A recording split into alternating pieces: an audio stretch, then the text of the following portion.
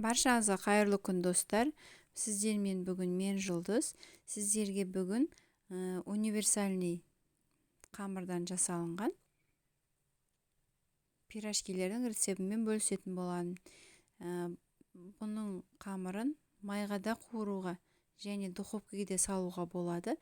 Мен салмаларын екі түрлі қылып жасадым. Бірін 40 қабаттан, екіншісін картоптан жасадым.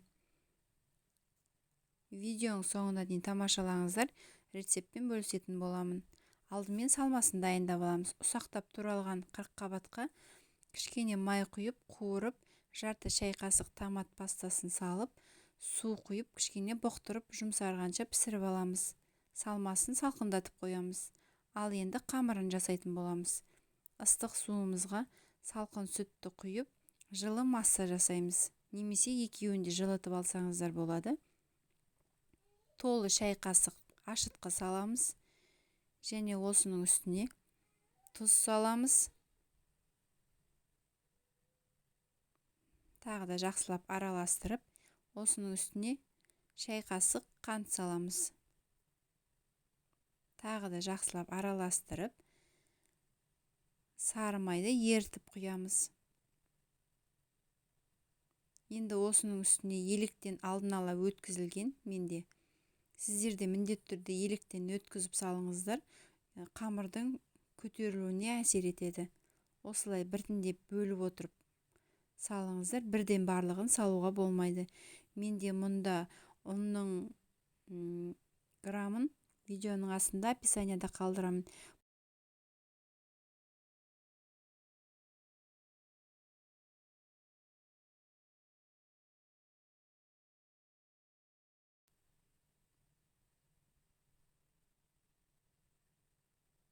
Қолға жабыспайтын жұмсақ қамыр шығу керек.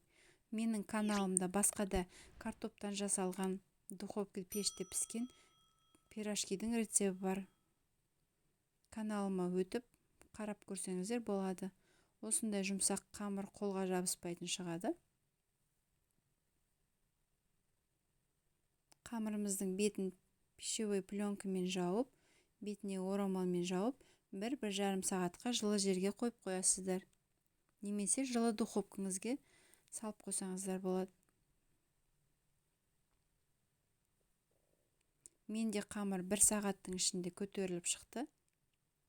Осы қамырларды кішкене бөліктерге бөліп шығамыз. Менде бұл жерде 18 дана пирожки шығатын болады.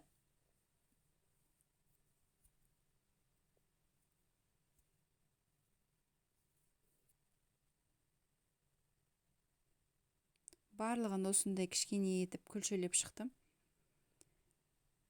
Және бетін тағы да жауып қойыңыздар, кеуіп кетпес үшін. Бір шетінен алып отырып, пирожкидің формасын жасайтын боламыз. Мен осындай оқтаумен жайдым. Оқтаусыз да қолмен жайып жұқаласаңыздар да болады.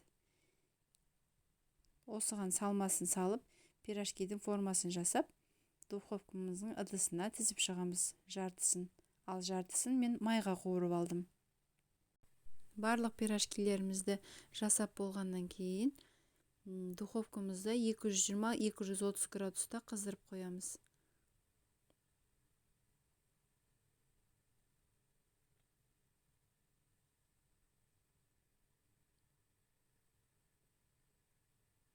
Духовкаға салатын қамырдың бетіне бір жұмыртқаны жарып, араластырып, бетіне жағып шығамыз.